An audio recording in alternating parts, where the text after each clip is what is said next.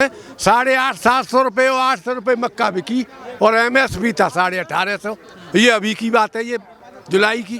कितने दिन हुए सरकार चलाते इन्हें, कितने दिन हो गए। नमस्ते, मेरा नाम अनिल शारदा है और आप दी जर्नलिस्ट अड्डा देख रहे हैं। सबसे पहले माफ़ी चाहूँगा कि बहुत दिनों से दी जर्नलिस्ट अड्डा पर कोई काम नहीं हो पा रहा था, लेकिन अब दोबारा से हम लोग ग्राउंड में हैं और ये गाजीपुर बॉर्डर है दिल्ली का, जो उत्तर प्रदेश से लगता है। यहाँ पे किसान पिछले 52 दिनों से अपना प्रदर्शन कर रहे हैं, लेकिन हुआ क्या? कुछ नहीं। 9 दौर की वार्ता भी हो चुकी है, असफल रहा है। 10वीं दौर की वार्ता 19 तारीख को होने वाली है। 26 तारीख को ट्रैक्टर मार्च को लेकर के किसान अपनी तैयारी में लगे हुए हैं और इसी बीच एक नई खबर ये आई है कि UAPA लगाया गया है 17 लोगों पे, जिसमें से पंजाब के एक किसान संगठन पे भी लगाया और इसमें 17 लोगों में नाम 3 पत्रकारों का भी है।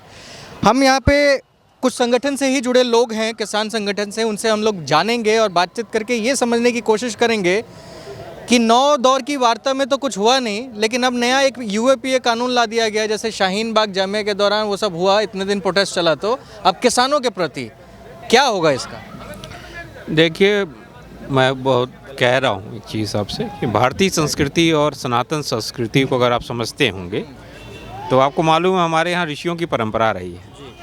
तो ऋषि तपोवन में पूजा किया करते थे और तप किया करते थे और तमाम शक्तियाँ होती थी जो उनके तप और हवन को नष्ट करने की कोशिश करती थी, लेकिन उससे विचलित नहीं होते थे वो, और वो अपनी सिद्धि प्राप्त करते थे।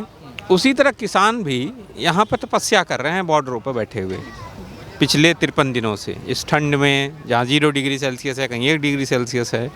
70 किसान शहीद भी हो गए हैं। तो इस सिद्धि मिलेगी और जो ये कर रहे हैं इससे इनका ही नुकसान होगा। जितना आप आंदोलन को दबाने की कोशिश करेंगे उतना आंदोलन और व्यापक हो रहा है। आंदोलन जन आंदोलन में तब्दील हो गया है। आज यहीं देखिए आप, तमाम वर्ग के लोग आ गए, उन्होंने अपना समर्थन प्रदान किया है। तो सरकार को सोचना चाहिए, और मैं कई बार कह भी चुका हूँ और सरकार से मैं कहता भी हूँ कि जनता ने ही आपको सत्ता पे पहुँचाया है, तो जनता से कैसी जिद, किसान से कैसी जिद। अगर आप पार्लियामेंट्री डेमोक्रेसी को समझते हैं और आपका विश्वास है, मैं सरकार से कह रहा हूँ, सत्ता से कह रहा हूँ, मौजूदा सत्ता से, तो सुप्रीम कोर्ट ने रोक लगा दी इस कानून में। इसका अर्थ इस कानून में कमियां हैं, आप संशोधन करने को भी तैयार हो। इसका अर्थ है जल्दीबाजी में कानून है, कानून में कमी आ गई है। तो आप क्यों नहीं एक बड़ा दिल दिखाकर ज्वाइंट सेशन ऑफ पार्लियामेंट को बुलाकर पार्लियामेंट में इस रिकॉल कर दे इस कानून को, और फिर से रिपील करने के बाद नए कानून बना दे। उसमें एक नई स्टैंडिंग कमेटी में, उसमें किसानों के प्रतिनिधि भी हों, उसमें इकोनॉमिस्ट भी हों, उसमें एग्रीकल्चर के जो विशेषज्ञ हैं वो हों, और कॉर्पोरेट्स रिप्रेजेंटेटिव में हों। तो सबको बुलाकर आप बात कर लीजिए, समझ लीजिए, फिर से नया कानून बना दीजिए और MSP पे गारंटी कानून भी बना दीजिए। ये कहते हैं MSP गारंटी कानून होने पर इतना हमारे पर 70 लाख करोड़ रुपए का खर्चा आएगा। तो भाई आप 6% ही खरीदते हैं ना, 6% से ज़्यादा तो नहीं खरीदेंगे। तो जो नई मंडियाँ हैं, जो नई मंडियाँ आएंगी, उसमें जो इनके मित्र आएंगे तो वो भी MSP पे खरीद लेंगे। तो जब MSP खरीदेंगे तो वो पैसा कहाँ जाएगा? पैसा किसान के पास जाएगा, यानी गांव पे जाएगा। तो अगर मेरे पास पैसा आएगा तो मैं क्या करूँगा उस पैसे का, या आपके पास पैसा आएगा तो क्या होगा? हमारी इकोनॉमी डेवलप होगी, तो वो खरीदारी होगी।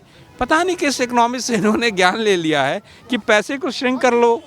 ऐसा नहीं होता। जितना पैसे को डिसेंट्रलाइज करोगे, जितना लोगों के हाथों में जाएगा, उतनी पेइंग कैपेसिटी बढ़ेगी, वैसे ही इकोनॉमी भी बढ़ेगी, हमारा रूरल इकोनॉमी बढ़ेगा। ये चीज़ें इनको समझ में क्यों नहीं आ रही हैं? आप 2006 से 2008 के पीरियड में देखिए, 2008 में वर्ल्ड में रिसेशन आया, इंडिया में क्यों नहीं आया? जिस मनमोहन सिंह जी की गवर्नमेंट थी, मुझे याद है, उन्होंने 2008 में 6 पे कमीशन लगा दिया और एरियर्स हो गए। 1 जनवरी 2006 से लेके 2008 अगस्त तक के पैसे मिले, तो किसी के 40,000 रुपये बढ़ के मिले प्रति महीना, किसी के 60,000 रुपये बढ़ के मिले। तो अमूमन व्यक्ति को 5 से 10 लाख 15 लाख। तो उन्होंने क्या किया? वर्ल्ड में कार इंडस्ट्री ज़ीरो हो रही थी, वर्ल्ड में रियल इस्टेट ज़ीरो हो रहा था, वर्ल्ड में durables, consumer durable goods zero हो रहे थे, और इंडिया में अप हो गया। क्योंकि जब पैसा है कोलैप्स हो रहा था, इंडिया में क्या हुआ कि उस पैसे का उपयोग लोगों ने इन सब चीज़ों को खरीदने में हुआ। उसी तरह जब इकॉनमी में पैसा आएगा तो इकॉनमी मर्ज करेगी। तो ये कौन से इकोनॉमिक्स से ये लोग ले रहे हैं? और जो नीति आयोग के हमारे साथी लोग हैं, ये वेस्टेड इंटरेस्ट में काम कर रहे हैं। कुछ वेस्टर्न कंट्रीज़ की कंपनियों के लिए, इंटरनेशनल कंपनीज़ के लिए, और अपने जो प्राइवेट, जो अपने दो कॉर्पोरेट्स हैं उनके लिए। मैं आपको बताऊं, इंटरनेशनल मॉनेटरी फंड ने इसका समर्थन किया है ना। इंटरनेशनल मॉनेटरी फंड 3 चीज़ चाहता है, एक लैंड रिफॉर्म्स हो, दूसरा एग्रीकल्चर रिफॉर्म्स हो, और तीसरा हमारे देश में लेबर रिफॉर्म्स हो। तो लैंड रिफॉर्म्स कोशिश की थी तो बैक होना पड़ा, एग्रीकल्चर रिफॉर्म्स में कर दिया है, लेबर रिफॉर्म्स में आने वाला होगा या आ ही गया होगा।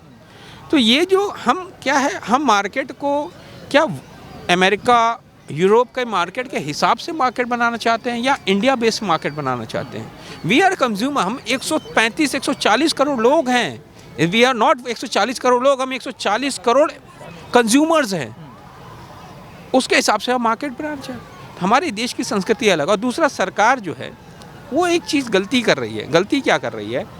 ये गांव समाज का व्यक्ति है, किसान गांव समाज का व्यक्ति होता है, और वो गांव में ना बिरादरियाँ होती हैं, और सब बिरादरियाँ एक हो जाती हैं। और मैं इनको धन्यवाद दूंगा, इसके कारण हमारी जो बिरादरियाँ टूटी हुई थी, बिखराव था, वो एक हो गया है और मजबूती से आ गया है। इस एकता के सामने, इस शांतिपूर्ण जो प्रदर्शन हो रहा है, इस आंदोलन के सामने ये सरकार टिकेगी नहीं, कितनी भी कोशिशें कर ले। गांधी जी का याद करिए, चंपारण का आंदोलन था 100 वर्ष पहले, गांधी जी ने नील की खेती के खिलाफ आंदोलन किया। अंग्रेज सरकार बहुत ही बर्बर सरकार थी, लेकिन गांधी जी लगातार 1 महीने तक आंदोलन चला था, वो अनशन भी किया गांधी जी ने। उसके बाद सरकार को झुकना पड़ा ना, झुकना पड़ा, अंग्रेजों को झुकना, नील की खेती बंद हो गई। बारडोली का आंदोलन सरदार वल्लभ भाई पटेल जी ने किया कि नहीं किया? तो उसमें भी अंग्रेजों को झुकना पड़ा। तो सरकारों को समझना चाहिए कि वो गांव और समाज और किसान से लड़कर इस देश में सत्ता में आराम से नहीं बैठ सकते। चीज़ समझना चाहता हूँ, बाकी जगहों पे तो मंडियाँ हैं भी, लेकिन जब आप पूर्वांचल के इलाकों में चले जाते हैं तो वहाँ पे मंडियाँ ही नहीं हैं। वो जो सेठ होते हैं, धन्ना सेठ टाइप के, तो बाज़ार से आते हैं और फलाने के यहाँ इतना उपज हुआ है तो सीधा सीधा कह देते हैं कि भाई साहब ये रेट चल रहा है, इस पर बेच दो। अब वो किसान के पास पट्टेदारी कम होती है, 20 क्विंटल, 15 क्विंटल, 25 क्विंटल धान ही हुआ है, तो उसमें से 5 क्विंटल खाने के लिए रखना है, 20 क्विंटल देना है, तो वो 20 क्विंटल मंडी में कहाँ तक लेके जाएगा? तो वो क्या करता है, उसी को दे देता है। तो वहाँ पे उसको सबसे ज़्यादा लॉस होता है, क्योंकि ज़िलों में स्थिति ही नहीं है मंडियाँ। ऐसी स्थिति में आप दूसरे किसानों को, जो प्रदर्शन में और भी हैं, पंजाब है, हरियाणा है, और फिर वापस पूर्वांचल के किसानों को देखते हैं तो कितनी तकलीफ़ होती है? काफ़ी तकलीफ़ होती है। एक इस आंदोलन का सकारात्मक पहलू मैं आपको बताता हूँ। सबसे बड़ा सकारात्मक पहलू ये है कि किसान और किसान की समस्या पूरे हिंदुस्तान और वर्ल्ड में भी, और हिंदुस्तान में भी केंद्र बिंदु में आ गया है।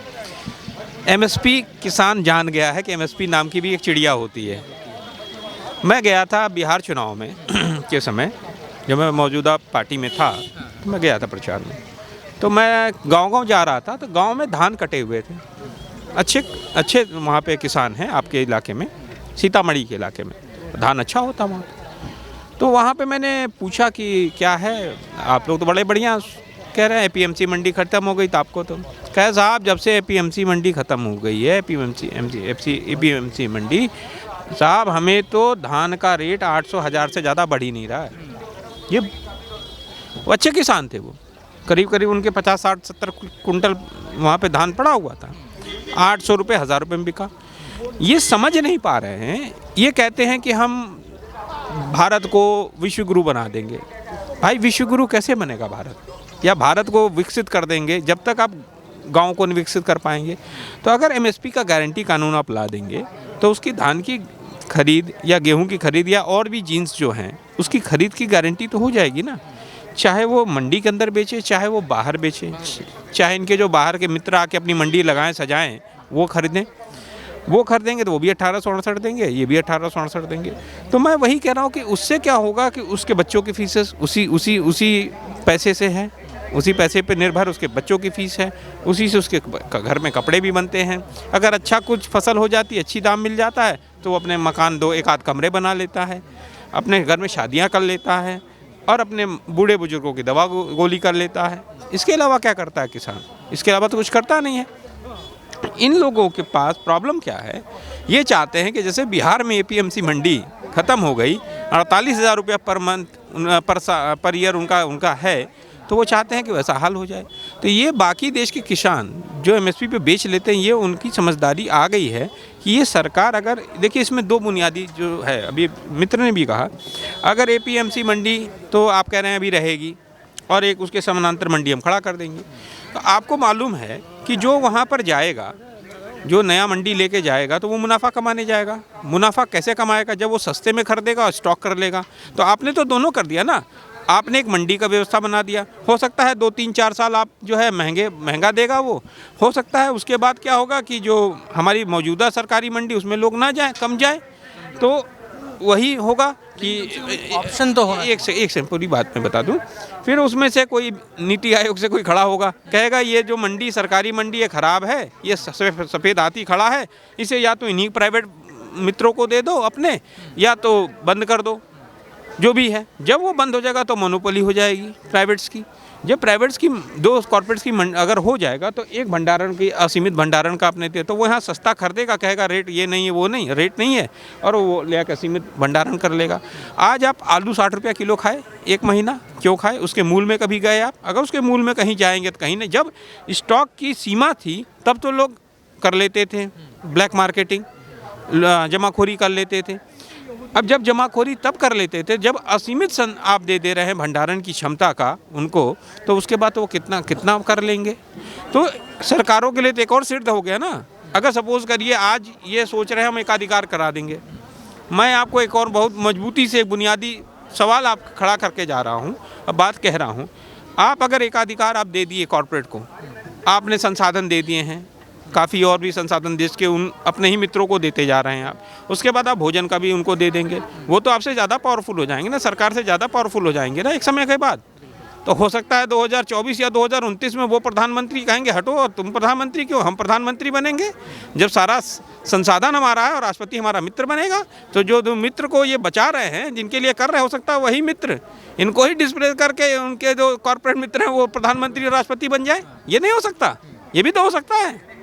तो ये स्थितियाँ ना आए देश में, एकाधिकार समाप्त हो। मेरे परदादा आज़ाद हिंद फौज में थे, उन्होंने लड़ाई लड़ी। क्यों लड़ी?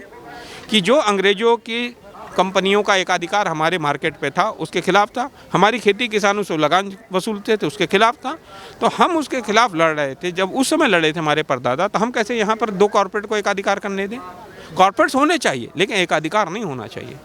सब कुछ होना चाहिए इस देश में, लोकतंत्र में। एक दूसरी चीज़, इस समय मौजूदा व्यवस्था में पिछले 1-1.5 साल में मैं देख रहा हूँ कि सरकार संवाद की जगह पर एक तरफा अपने फैसलों को थोपना चाह रही है। ये थोपने वाला जो काम है वो ख़त्म कर देना चाहिए। जनता खड़ी हो गई है और गणतंत्र दिवस है, जनता यहाँ बैठी हुई शांतिपूर्ण तरीके से। अब इनके पास कोई यंत्र तंत्र नहीं है तो ये सब चीज़ें आरोप लगा रहे हैं, इससे कुछ नहीं होगा।